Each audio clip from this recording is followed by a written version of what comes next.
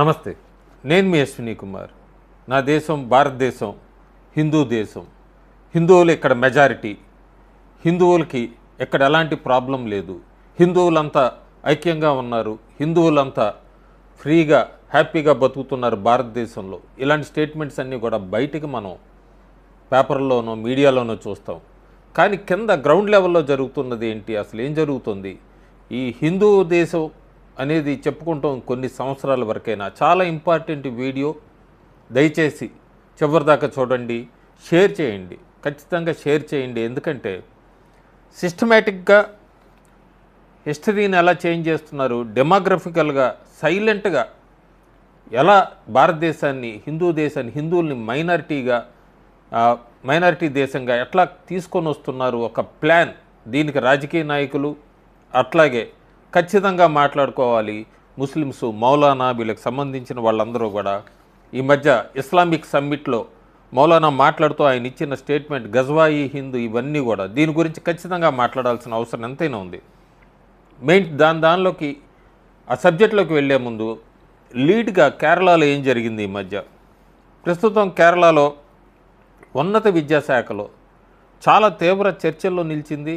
కేరళలో కాంగ్రెస్, ఐయుఎంఎల్ ఈ coalition government ఏర్పడ్డాక ఇదంతా కూడా. ఎందుకంటే జమైతే ఇస్లామీ సంస్థలో చురుగ్గా పనిచేసే ఒక వ్యక్తిని ఉన్నత విద్యాశాఖ మంత్రి రోజీ ఎం జాన్ ఆయన దగ్గర అసిస్టెంట్ ప్రైవేట్ సెక్రటరీగా నియమించారు. ఈ నిర్ణయం ఇప్పుడు పెద్ద వివాదానికి దారితీసింది. కేవలం రాజకీయాల ప్రయోజనాల కోసం తీవ్రవాద భావజాల ఉన్న సంస్థలకి ప్రభుత్వం అధికారిక గుర్తింపు ఇస్తోందా అనే ప్రశ్నలు కూడా ఇవన్నీ కూడా తెర మీదకి వస్తున్నాయి. జమాతే ఇస్లాం హింద్ జేఏహెచ్ అనే సంస్థ బహిరంగంగానే ఈ హుకూమతే ఇలాహీ అంటే భారత రాజ్యాంగం కంటే దేవుడి పాలనే ముఖ్యం, ఇది మెయిన్ వాళ్ళ భావన. అదే భావనని వాళ్ళు ప్రచారం కూడా చేస్తూ ఉంటారు. చివరికి ముస్లిం సమాజానికి చెందిన సాంప్రదాయ సంస్థ బోర్డు ఇది కూడా జమాతే ఇస్లాం సంస్థ ముస్లిం యువతని తప్పుదారి పట్టిస్తోందని గతంలోనే హెచ్చరించింది. ఇది కేవలం మాటలకే పరిమితం కావట్లేదు. కేరళ వ్యాప్తంగా ఈ సంస్థకి సంబంధించిన వేదికలు యువతలో తీవ్రవాద ఆలోచనల్ని నూరిపోస్తున్నాయన్న ఆరోపణలు కూడా చాలా ఉన్నాయి. మనం చూస్తే ఒకసారి ఇలాంటి హెచ్చరికలు ఉన్నప్పటికీ కాంగ్రెస్, ఐయుఎంఎల్ నేతృత్వంలోని ఈ కేరళ ప్రభుత్వం ఈ వివాదాస్పద నిర్ణయం తీసుకుంది. మీడియా వన్ ఛానల్లో పనిచేస్తూ జమాతే సంస్థలో యాక్టివ్గా ఉండే ఫైజు అనే వ్యక్తిని ఉన్నత విద్యాశాఖ మంత్రికి అసిస్టెంట్ ప్రైవేట్ సెక్రటరీగా నియమించింది. ఇది కేవలం ఒక ఉద్యోగం ఇవ్వటం మాత్రమే కాదు, తీవ్రవాద భావాలు ఉన్న సంస్థలకి ప్రభుత్వ వ్యవస్థల్లో చోటు కల్పించడం ఏంటని విమర్శలు వెలువెత్తుతున్నాయి. ఇక్కడ ప్రశ్న ఏంటంటే విద్యా విధానాల్ని ప్రభావితం చేసే ఇలాంటి కీలక పదవుల్లో తీవ్రవాద నేపథ్యం ఉన్న వ్యక్తుల్ని కూర్చోబెట్టడం ఎంతవరకు కరెక్ట్ అన్నది ఒకసారి ఆలోచించుకోవాలి. కేరళ యువతకి కావాల్సింది అందరినీ కలిపిపోయే ఆధునిక విద్య, అంతేగాని మత రాజకీయాలతో కూడిన చదువులు కాదు. ఒక ప్రజాస్వామ్య దేశానికి విద్య పునాది. సమాజానికి నిరసనలతో ఈ సమాజాన్ని విడదీసే ఆలోచనలు ఉన్నవారు విద్యా వ్యవస్థలోకి వస్తే అది విద్యార్థులు మన రాజ్యాంగం విలువలకి దారి నుంచి మళ్లించే ప్రమాదం చాలా ఉంది. కూటమి ప్రభుత్వం కేవలం తమ ఓటు బ్యాంక్ రాజకీయాల కోసమే ఇలాంటి నిర్ణయాలు తీసుకుంటోందా, సమాజం పట్ల బాధ్యతను మర్చిపోతున్నాయా అనే అనుమానాలు కూడా వ్యక్తమవుతున్నాయి. ఇది కేవలం ఒక వ్యక్తికి సంబంధించిన విషయం కాదు. దేశంలో అత్యధిక అక్షరాస్యత ఉన్న కేరళ లాంటి రాష్ట్రంలో విద్యా విధానాన్ని శాసించేలాగా ఇలాంటి సంస్థలకు అవకాశం ఇవ్వాలనేదే పెద్ద ప్రశ్న. పౌరులుగా మనం చాలా అలర్ట్గా ఉండాలి.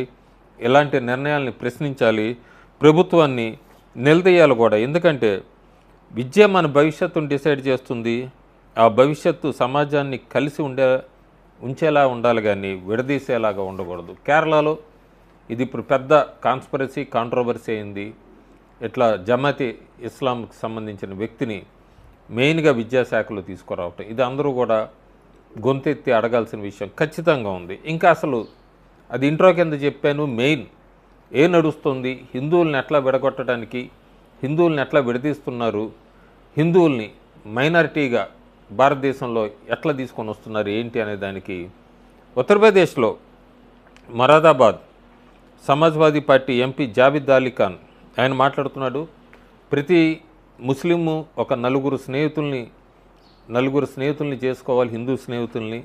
వాళ్ళు తమ ప్రతి మాటని గుడ్డిగా నమ్మేలాగా ఉండాలి. కేవలం వాళ్ళ సాయంతోనే మన ఉత్తరప్రదేశ్లో బీజేపీని అంతం చేద్దాం అంటూ కూడా ఆయన కొత్త ప్రణాళికను బయట పెట్టడం. ఆ తర్వాత ఇస్లామిక్ సమ్మిట్లో మౌలానా ఆయన మాట్లాడుతూ, నేను చాలా రీసెర్చ్ చేశాను, జాట్స్ అందరూ కూడా హిందువులు కాదు, హిందువుల్ని మనం విడగొట్టేసాం, సెక్యులర్ కింద కమ్యూనల్ కింద. హిందూస్ ఇప్పుడు అసలు మెజారిటీ కాదు భారతదేశంలో. ఎస్సీలు, ట్రైబల్సు, తమిళియన్సు, లింగాయత్సు వీళ్ళంతా కూడా నాన్ హిందూస్ కిందకు వస్తారు, దళితులు కూడా అంటూ ఆయన స్టేట్మెంట్ ఇచ్చి డివైడ్ చేసాము హిందూస్ని అంటూ ఆయన చెప్పటం, ముస్లిమ్స్ మెజారిటీ అంటూ ఆయన చెప్పటం. దాంతోపాటే ఈ హిందువులకు సంబంధించిన ట్యాక్స్ పేయర్స్ మీద బతుకుతున్న యూనివర్సిటీల్లో ఢిల్లీ యూనివర్సిటీ ప్రొఫెసర్ ముఖ్యంగా అపూర్వానంద్ ఝా ఆయన ఎంత తీవ్రమైన వ్యాఖ్య చేశాడంటే, హిందూస్ చాలా రాడికలైజ్డ్, ప్రతి హిందూ ఒక పొటెన్షియల్ మర్డరరు, అలాగే పొటెన్షియల్ రేపిస్టు. ప్రతి హిందూ ఒక ముస్లిం మహిళని రేప్ చేస్తున్నాడు, నిద్దట్లో కానీ కల్లో కానీ నిజంగానే కానీ అంటూ ఆయన స్టేట్మెంట్ ఇవ్వటం ఒక్కసారి భారతదేశంలో హిందూ సమాజాన్ని ఉలిక్కిపడేలా చేస్తుంది. ఎందుకంటే చాలా గ్రౌండ్ లెవెల్లో సైలెంట్గా హిందువుల్ని ఇట్లా స్ప్లిట్ చేసుకుంటూ ఎస్సీ, దళిత్సు, లింగాయత్సు, తమిళనాడు స్టేట్ తమిళియన్సు, జాట్సు, సిక్స్ వీళ్ళందరినీ హిందువుల నుంచి విడగొట్టేసి హిందువుల్లోనే కమ్యూనల్ కింద, సెక్యులర్ కింద విడగొట్టి ఒక ముఖ్యమైన పార్టీకి సపోర్ట్ చేస్తూ భారతదేశంలో వాళ్ళని అధికారంలో తీసుకురావడానికి ప్రయత్నిస్తూ ఇంకో పక్క హిందువులను అణిచివేయాలి.